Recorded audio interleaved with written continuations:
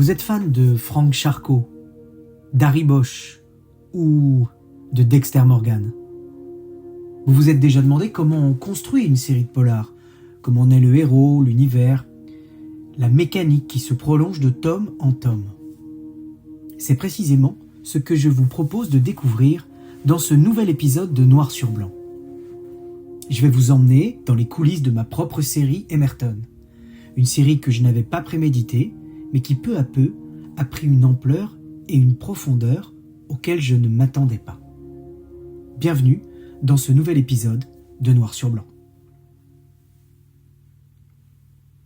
Alors commençons par l'idée. Si on veut comprendre comment naît une série, il faut revenir au point de départ, au point zéro, l'idée. Souvent on s'imagine que les auteurs ont un plan précis, une stratégie. Alors dans mon cas, c'était pas du tout ça. En réalité, l'idée de la série Emerton, elle est née d'une image, ou plutôt d'un bout de phrase en réalité. Le titre, Lorsque le palmier pleure.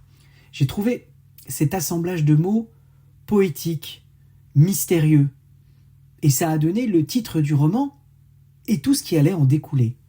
Ces quelques mots, quand ils me sont venus en tête, c'était sans prévenir d'ailleurs, et j'ai trouvé qu'ils portaient en eux quelque chose de mélancolique et de lumineux à la fois. Et puis, de fil en aiguille, en y réfléchissant, ils m'ont évoqué Miami.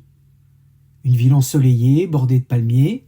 Vous savez, les Américains y vont souvent passer leur retraite. Mais elle est aussi traversée d'ombres. Miami, c'est une ville de contraste.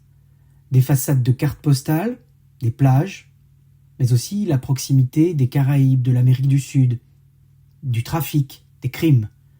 C'est une ville qui, pour moi, incarne la tension permanente entre lumière et noirceur. Voilà pour le point de départ. Ça reste un concept abstrait, pas de grande décision, pas d'idée magique de se dire « Oh là, c'est parti, on va se lancer dans une série qui deviendra la série Emerton ». Non, non. Juste une phrase, une image, et derrière tout ça, mon imaginaire qui s'ouvre.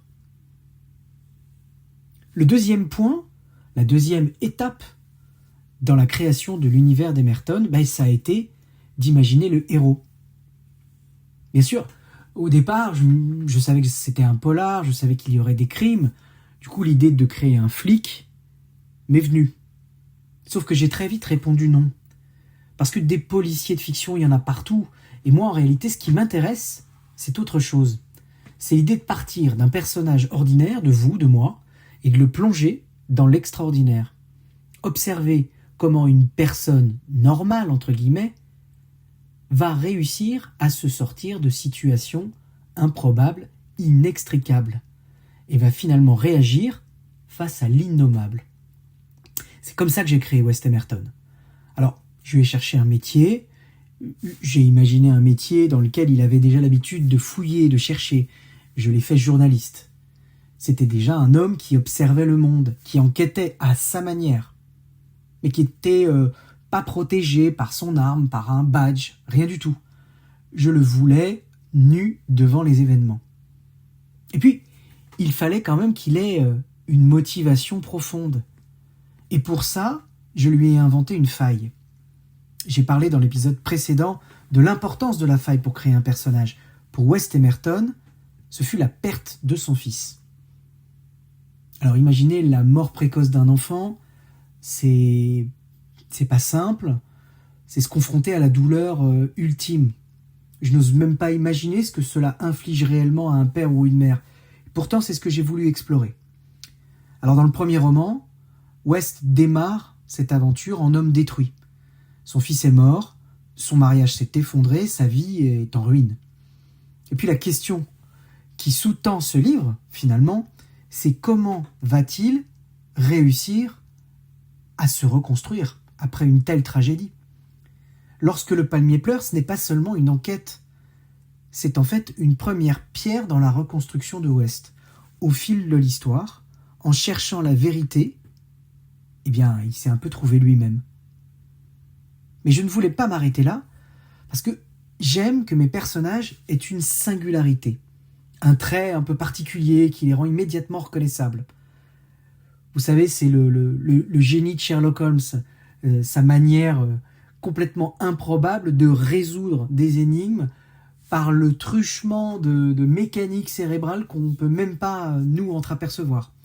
Eh bien, pour West, c'est autre chose. Sa spécificité, c'est l'hyperesthésie. L'hyperesthésie, qu'est-ce que c'est? En fait, j'ai découvert ce concept en me baladant sur Internet. Je fais souvent des recherches un peu, je dirais, sans but précis. Et puis, je suis tombé sur des témoignages assez bouleversants de gens qui sont atteints d'hyperesthésie. Alors, l'hyperesthésie, c'est le fait de disposer de sens qui sont surdéveloppés. Par exemple, une ouïe avec une acuité tout à fait extraordinaire qui me permet d'entendre tous les bruits. Un odorat qui va sentir quelque chose qui se trouve à des dizaines, voire des centaines de mètres de là. Vous voyez, l'idée d'avoir des super-pouvoirs. Alors dit comme ça, on imagine les super-héros, on pense que c'est une bénédiction. Ben oui, mais en fait, moi en lisant les témoignages des gens atteints d'hyperesthésie, j'ai découvert que c'était une vraie souffrance. Imaginez, chaque bruit, chaque odeur, chaque lumière, perçue 1000 fois plus fort. Un simple bip de caisse dans un supermarché, mais ça devient un marteau qui vous fracasse le crâne. Hein. Une odeur de parfum, ça devient une invasion de vous-même. Une lumière trop vive, ça devient une douleur physique. Vous voyez bien que ça peut vite se transformer en souffrance quotidienne. Beaucoup de ces personnes, dont j'ai lu le témoignage, expliquaient qu'ils craignaient de sortir de chez eux, qu'ils évitaient les lieux publics, qu'ils vivaient un peu en retrait. Alors je me suis demandé, mais qu'est-ce qui se passerait si le héros de mon polar vivait comme ça? Comment regarderait-il le monde? Qu'est-ce que ça changerait dans ses enquêtes, dans ses relations, dans sa manière de survivre? J'ai compris là que je tenais quelque chose. Je commençais à détourer West Emerton. Ensuite, j'ai voulu travailler à quelque chose d'un peu plus profond. Parce que quand je travaille sur un polar, évidemment, j'essaye de construire l'intrigue la plus intéressante possible, les personnages auxquels on s'attache. Mais là, j'ai décidé d'ajouter quelque chose, c'est-à-dire une toile de fond.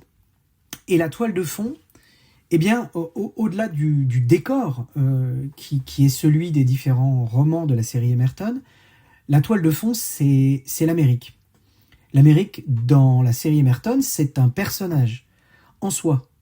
Et voyez-vous, pourquoi je me suis mis ça en tête? C'est parce que, en réalité, moi j'ai été baigné dans ma jeunesse, et même encore aujourd'hui, de l'univers des États-Unis. Ce pays, c'est un pays qui a produit des choses fabuleuses, hein, franchement. On voit tout ce que produit comme nouveauté le cinéma hollywoodien, mais aussi les écrivains américains. Moi, je suis baigné de toutes ces références-là. Mais c'est aussi un pays de contraste. Le rêve américain, son pendant, c'est le cauchemar d'un certain nombre de personnes qui y vivent. Les villas de luxe côtoient les quartiers gangrénés par la violence, par les gangs. La liberté proclamée des uns, c'est un peu les murs des cellules des autres. Depuis toujours, moi, je suis fasciné par cette dualité. Moi, quand je regarde les films hollywoodiens, les séries policières, quand je me baigne de culture américaine, c'est pour saisir cet antagonisme. Et puis, je vous l'ai dit, moi j'ai des références de l'autre côté de l'Atlantique qui me structurent. Je pense à quelqu'un comme par exemple Don Winslow, dont j'adore le travail. Je me souviens encore quand j'ai lu La Griffe du chien, son roman sur le trafic de drogue. C'est une œuvre monumentale. Ça m'a marqué par la virtuosité de Don Winslow et puis le réalisme cru, le coup de projecteur qu'il met sur le trafic de drogue entre les États-Unis et le Mexique. Et je pense aussi à quelqu'un comme Michael Connelly et sa série sur Harry Bosch. J'admire la rigueur de ses intrigues, la profondeur psychologique de son héros et sa manière de faire de L.A. un personnage. C'est vraiment structurant pour moi. Et j'avais tout ça en tête lorsque j'ai imaginé le contexte d'Emerton. Et c'est pour ça que j'ai écrit les 2 premiers romans et le 3e sur lequel je suis en train de travailler. Pareil, je les ai inscrits dans les États-Unis d'aujourd'hui, et plus précisément, avec un petit peu de recul historique, dans l'histoire contemporaine des États-Unis. Moi, j'aime beaucoup l'histoire en gros de 1940 à nos jours. Je trouve que c'est passionnant et que ça nous explique finalement tout ce qu'on vit au quotidien et tout ce qu'on découvre à la télé, dans les infos. Et du coup, je m'y suis plongé et j'ai utilisé cette toile de fond historique pour construire les différents romans de la série Emerton. Le premier, Lorsque le palmier pleure, eh bien la toile de fond, c'est Cuba, la Belle et Cochon, la guerre froide. Donc tout cet épisode-là.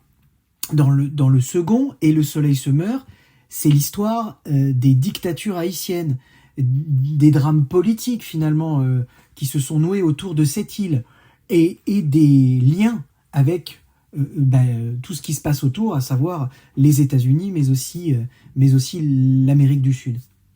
Dans le troisième tome, je ne vais pas vous en dire beaucoup plus, mais c'est la même chose. Je prends un fil de l'histoire américaine contemporaine et je tire dessus pour construire non seulement le roman, mais aussi une certaine vision de l'Amérique comme un miroir de nos obsessions, de nos contradictions et de nos excès. C'est vraiment comme ça, en tout cas, que je vois le quotidien de ce pays qui est aussi fascinant qu'il nous inquiète. Quatrième point, lorsque j'ai construit cette série Emerton, eh bien, il y a un personnage sur lequel je me suis attardé. Parce que West, en fait, il ne pouvait pas porter cette série à lui tout seul. Il lui fallait un contrepoint, un partenaire. C'est ainsi que j'ai imaginé Rebecca Levinson. Au départ, elle était photographe de presse, collaboratrice de West. En fait, il l'a rencontrée lors d'une agression dans la rue. Elle l'a un peu sauvée de ce qui allait se passer et il en a fait sa photographe attitrée. Mais très vite, elle est devenue bien plus que ça.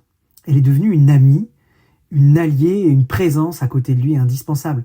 En fait, elle l'a beaucoup aidé à surmonter tout ce qu'il venait de subir, à savoir la mort de son enfant et puis son divorce.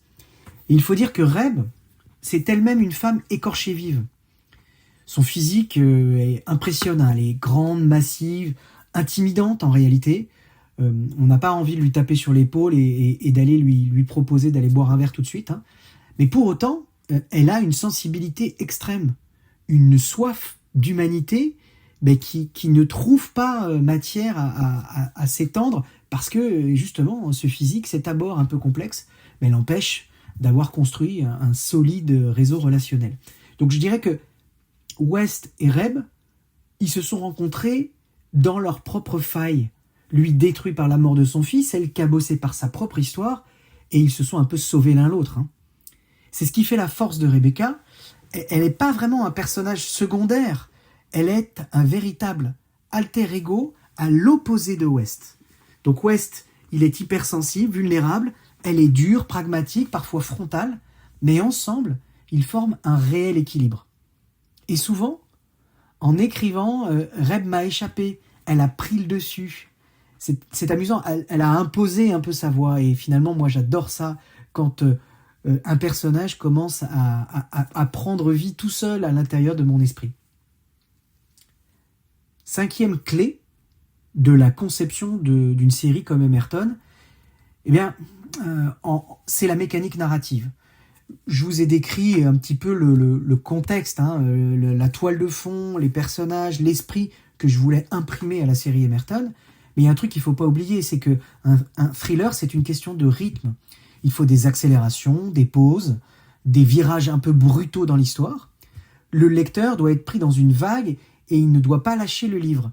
Et la petite difficulté, c'est que quand on commence à parler d'une série et non pas d'un roman unitaire, eh bien, c'est qu'il faut que cette tension, on la retrouve au fil des différents romans. Donc, c'est là que la méthode devient importante. Donc, moi, par exemple, j'utilise un outil que d'ailleurs beaucoup d'autres auteurs utilisent, c'est le mind mapping. Je ne sais pas si vous avez déjà entendu parler de cette technique. Elle est assez simple en fait. Hein. On note une idée centrale au milieu d'une page ou d'un logiciel qui fait ça. Puis en fait, on laisse jaillir des branches, des bulles, des associations d'idées. Peu à peu, ça forme une sorte de toile d'araignée d'idées. Donc moi, j'y mets les nœuds dramatiques, les scènes clés qu'on va retrouver dans le roman, les personnages, leurs descriptions, mais aussi les lieux, et parfois même les émotions que je veux transmettre. En fait, là où cet outil est intéressant, c'est qu'il permet, dans un seul et même pot commun, de rassembler tout ce qui va faire le roman, tout ce qui va permettre de le tisser. Et plus encore, ça permet de prendre du champ et d'avoir une carte mentale de l'ensemble de la série Emerton. Ce qui fait que ça reste cohérent d'un roman à l'autre. Parce que là, moi, j'en suis au 3e. Parfois, j'ai parlé d'Harry Bosch tout à l'heure, je crois qu'on en est au 25e. Donc, vous voyez, il faut avoir une certaine manière de suivre pour ne pas se contredire entre le premier et le 25e tome. Donc, cet outil-là, franchement, je vous engage à regarder, à l'utiliser. Moi, je l'utilise pour mes romans, mais aussi pour ma vie quotidienne. Je veux préparer un voyage, organiser une prise de parole. Eh bien, je vais utiliser un mind map qui va me permettre de brosser toutes les thématiques qu'il ne faut surtout pas que j'oublie. Et puis, au-delà de l'outil, il y a un savoir théorique. Alors, c'est vrai que quand on commence à écrire, moi j'ai commencé à écrire de manière très très instinctive. J'ai publié mon premier roman en 2009, ça fait une quinzaine d'années.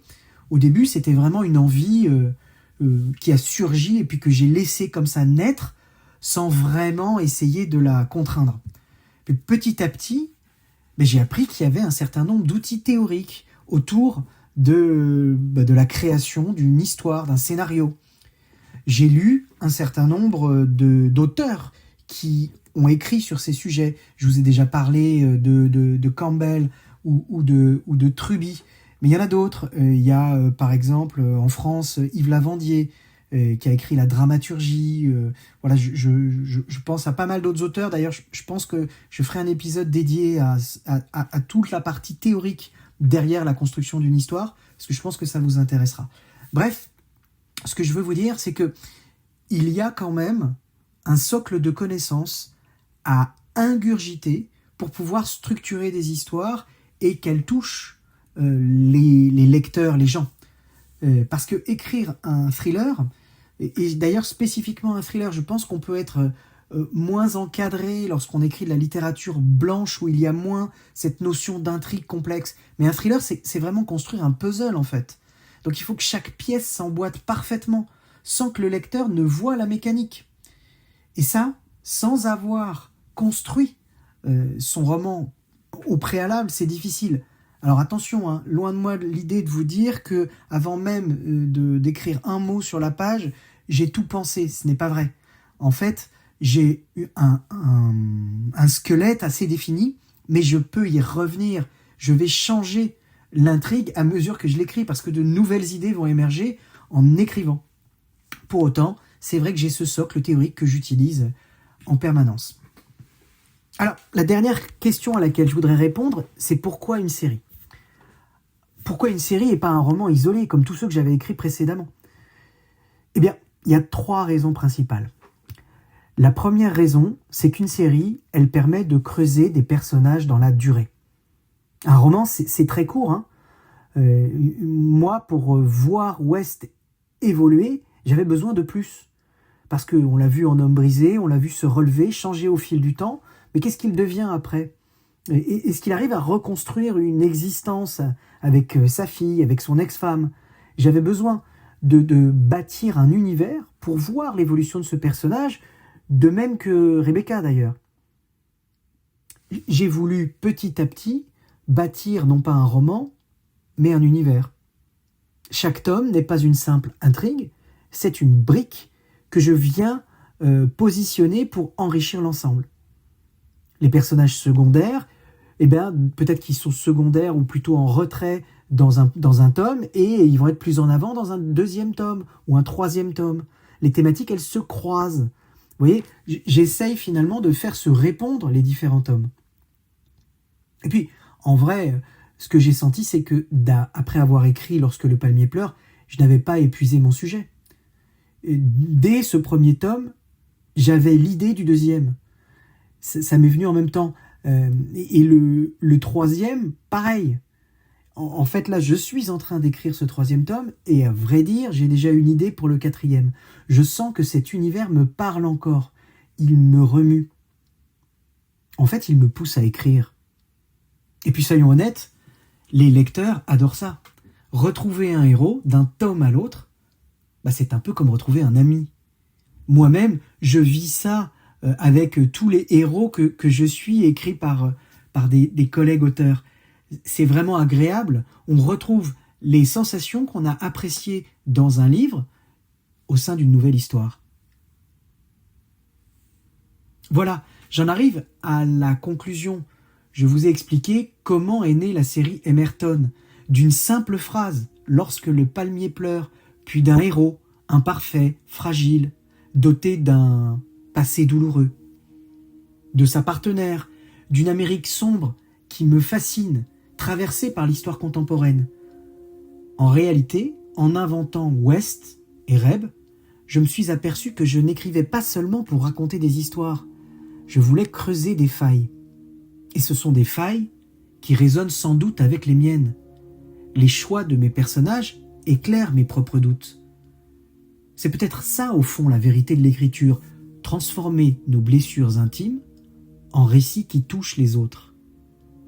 Et puis, ces personnages, ils ne m'appartiennent déjà plus. Ils vivent leur propre existence. Ils continuent d'exister bien après la dernière page. C'est toute la magie de la littérature. Donner naissance à des êtres de papier qui deviennent réels dans l'imaginaire des lecteurs. Et puis si j'ai choisi l'Amérique comme toile de fond, ce n'est pas seulement pour ses paysages ni pour sa noirceur, c'est parce qu'elle reflète nos propres contradictions. Elle est le miroir de nos rêves, de mes rêves, mais aussi de mes cauchemars. Et c'est pour cela que j'écris, parce que je veux interroger le monde, et puis interroger ce que nous sommes. Vous avez écouté Noir sur Blanc. Si cet épisode vous a plu, n'hésitez pas à laisser une note, un commentaire dans votre application de podcast préférée, et surtout à le partager autour de vous. Merci et à bientôt.